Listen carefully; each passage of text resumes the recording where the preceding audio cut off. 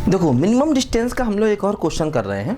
देखो क्या है यहाँ पर, find minimum distance between y equal to X square plus 2 and x plus Y equal to 1, है ना। इन दोनों के बीच का हमको मिनिमम डिस्टेंस चाहिए। देखो एक बात और ध्यान दो, जब भी दो फंक्शन के बीच का मिनिमम डिस्टेंस पूछेंगे तो वो फंक्शन एक दूसरे को काटेंगे नहीं, है ना, ध्यान देना। अगर वो दोनों एक दूसरे को काट गए तो ऐसे केस में जो हमारा मिनिमम डिस्टेंस है वो ज़ीरो हो जाएगा, ध्यान देना, है ना। तो जिन भी दो फंक्शंस के बीच में या कोनिक सेक्शन के बीच में या कर्व के बीच में, जिन भी दो कर्व के बीच में ये मिनिमम डिस्टेंस पूछेंगे वो कर्व आपस में एक दूसरे को कभी नहीं काटेंगे। अगर वो दोनों कर्व एक दूसरे को काट जाएंगे तो मिनिमम डिस्टेंस ऐसे केस में ज़ीरो हो जाएगा, ध्यान देना। देखो जैसे ये दोनों फंक्शन दिए गए, है ना।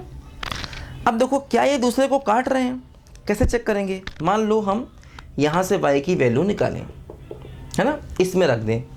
y बराबर क्या है बोलो, X square plus 2, 1 minus X बराबर X square plus 2, X square plus X plus 1 बराबर 0। देखो है ना भाई, दो चीज़ों को अगर हम सॉल्व करें तो उनका पॉइंट ऑफ इंटरसेक्शन मिलता है हमेशा। कोई भी दो चीज़ें हैं, अगर कोई दो चीज़ों को आपस में हम सॉल्व करेंगे तो हमेशा उनका हमें पॉइंट ऑफ इंटरसेक्शन मिलेगा। वही हम करना चाह रहे हैं कि देखें एक दूसरे को ये काट रहे हैं कि नहीं काट रहे हैं। तो हमने सोचा दोनों को सॉल्व करते हैं। तो देखो हमने यहाँ से y की वैल्यू निकाली, इसमें पुट कर दी, ठीक है। अब देखो जो हमें क्वाड्रेटिक इक्वेशन मिली है उससे x रियल नहीं मिलेगा।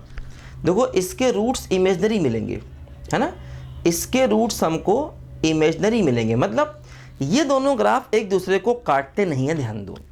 अब नहीं काटते तो मिनिमम डिस्टेंस निकाल देते हैं। अगर यहाँ से इसके रूट्स रियल मिलते तो रूट्स रियल मिलने का मतलब ये दोनों एक दूसरे को काट रहे हैं, और जब काट रहे हैं तो ऐसे में मिनिमम डिस्टेंस हम 0 लिखेंगे, सीधे सीधे, ध्यान देना, है ना भाई। इन दोनों को सॉल्व किया, ये क्वाड्रेटिक बना। अगर इससे x हमें रियल मिल रहा होता तो x रियल मिलने का मतलब दोनों एक दूसरे को काट रहे हैं, और अगर दोनों एक दूसरे को काट रहे हैं तो इसका मतलब ऐसे केस में मिनिमम डिस्टेंस 0 हो जाता। अब यहाँ से x क्या मिल रहा है, इमेजनरी। देखो इसके रूट्स इमेजनरी हैं, मतलब ये दोनों एक दूसरे को नहीं काट रहे हैं। देखो क्या हो रहा है, मान लो हमारे पास ये कोई पैराबोला है ना, और मान लो ये कोई लाइन है आईडीए से, ऐसे करके हमें मिनिमम डिस्टेंस चाहिए। तो क्या होगा, यहाँ पर मान लीजिए एक पॉइंट P है, यहाँ पर Q है, तो minimum distance along common normal होगा, है ना। मिनिमम डिस्टेंस जो होगा वो हमेशा कॉमन नॉर्मल के अलोंग होगा। देखो क्या है, अब यहाँ पर हम क्या करें, देखो एक्चुअली एक कोनिक है और एक स्ट्रेट लाइन है। देखो एक काम करें, इस पर एक पॉइंट P मान लें अल्फा बीटा, तो क्या होगा, ये इसको सेटिस्फाई करेगा। तो बीटा बराबर अल्फा स्क्वायर प्लस 2। देखो पॉइंट क्या हो गया, alpha comma alpha square plus 2। देखो ये हमारा पॉइंट हो गया, है ना। इस पर पॉइंट अल्फा बीटा मान लिया, अल्फा बीटा सेटिस्फाई करा दिया, बीटा की वैल्यू आ गई, बीटा की वैल्यू पुट कर, देखो ये पॉइंट हो गया। अब हम क्या करेंगे, देखो इस पॉइंट पर नॉर्मल निकालेंगे। देखो ये अपना फंक्शन है, इसका इस पॉइंट पर नॉर्मल चाहिए।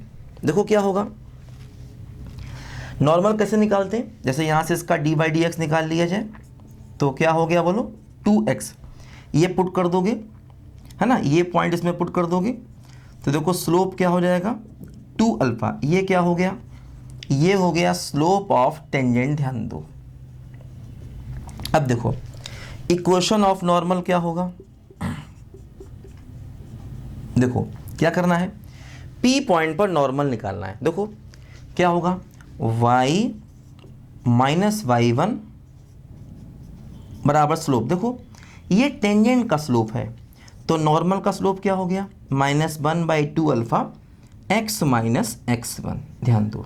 देखो अब जैसे ये पैराबोला स्टैंडर्ड नहीं है, स्टैंडर्ड पैराबोला होता है वाई स्क्वायर बराबर 4x, तो उसका नॉर्मल हम जानते हैं, y माइनस y1 बराबर -y1/2 है, x माइनस x1, है ना, अगर पैराबोला स्टैंडर्ड हो तब। अब यहाँ पर पैराबोला स्टैंडर्ड नहीं है तो हमें नॉर्मल ऐसे निकालना पड़ेगा, या कोऑर्डिनेट के मेथड से भी निकाल सकते हैं। पहले टेंजेंट निकालो, एक्स स्क्वायर को x(x1) वगैरह लिखो, उससे भी निकल सकता है, और डी बाई डी एक्स से भी निकल सकता है। डी बाई डी एक्स निकाला, उसमें ये पॉइंट पुट किया तो ये स्लोप ऑफ टेंजेंट।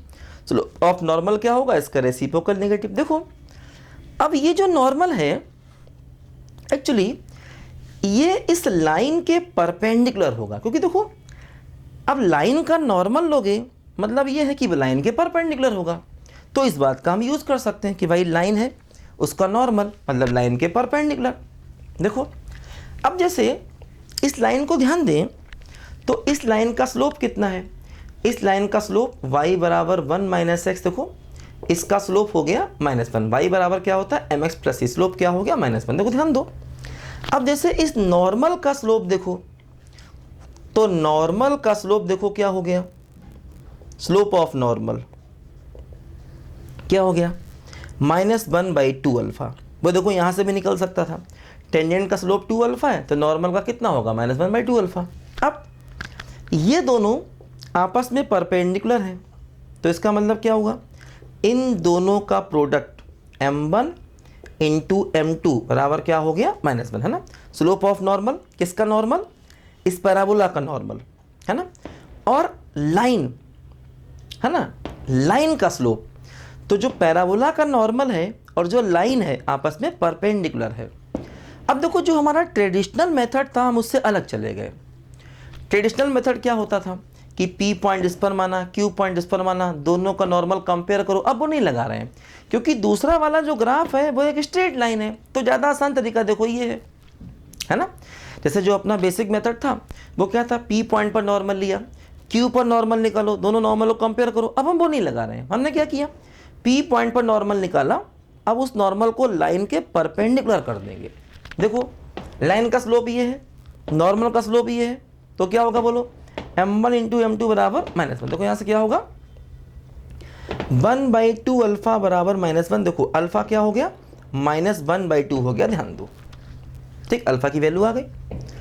अब देखो ध्यान दो, अगर हमें अल्फा की वैल्यू मिल गई है ना, ये m1 लाइन का स्लोप, ये नॉर्मल ऑफ है ना किसका है, पैराबोला, तो पैराबोला का नॉर्मल और लाइन आपस में क्या है, परपेंडिकुलर, ठीक, अल्फा आ गया। तो देखो P पॉइंट क्या है, P है alpha comma alpha square plus 2, put करो तो क्या हुआ -1/2 और 1/4 प्लस 2। देखो P क्या है -1/2 और 9/4। देखो ये P अपना आ गया, है ना, अल्फा की वैल्यू आ गई। देखो अल्फा इसमें पुट कर दिया, देखो P आ जाएगा -1/2 1/4 प्लस 2। देखो अब P मालूम है और लाइन मालूम है, अब हम ये PQ डिस्टेंस निकाल लें। PQ डिस्टेंस क्या है, परपेंडिकुलर डिस्टेंस। देखो अब इस P पॉइंट से, देखो ये लाइन है, ठीक है, P पॉइंट से हमें अब लाइन पर ड्रॉप करना है परपेंडिकुलर। देखो P पॉइंट मालूम चल गया, लाइन मालूम है, अब हमें P पॉइंट से लाइन पर परपेंडिकुलर डिस्टेंस निकालनी। देखो PQ डिस्टेंस क्या हो जाएगा, मॉड ऑफ x की जगह x1 प्लस y की जगह देखो y1 -1 upon under root x के कोफिशिएंट का स्क्वायर प्लस y के कोफिशिएंट का स्क्वायर। यही हमारे क्वेश्चन का फाइनल आंसर। देखो यही हो जाएगा इस पैराबोला और लाइन के बीच का मिनिमम डिस्टेंस, है ना, क्योंकि P पॉइंट मालूम चल गया, लाइन का इक्वेशन मालूम है। अब हमने क्या किया, P पॉइंट से लाइन पर ड्रॉप कर दिया परपेंडिकुलर, और हमें क्या चाहिए बोलो, परपेंडिकुलर डिस्टेंस चाहिए। तो P पॉइंट से लाइन पर ड्रॉप किया गया परपेंडिकुलर, देखो ये आ गया, है ना, x की जगह x1, y की जगह y1, ठीक है, अपॉन अंडर रूट x के कोफिशिएंट का स्क्वायर प्लस y के कोफिशिएंट का स्क्वायर। देखो ये हमारे मतलब मिनिमम डिस्टेंस का आंसर आ गया। तो देखो अगर एक दूसरा कोई कोनिक है, एक स्ट्रेट लाइन है, तो ये मेथड ज़्यादा इजी पड़ता है। अब हम ट्रेडिशनल मेथड पे नहीं जाते देखो बार बार, है ना, तो ये बात ध्यान रखनी है। लिखो जरा बच्चों ध्यान से इसको।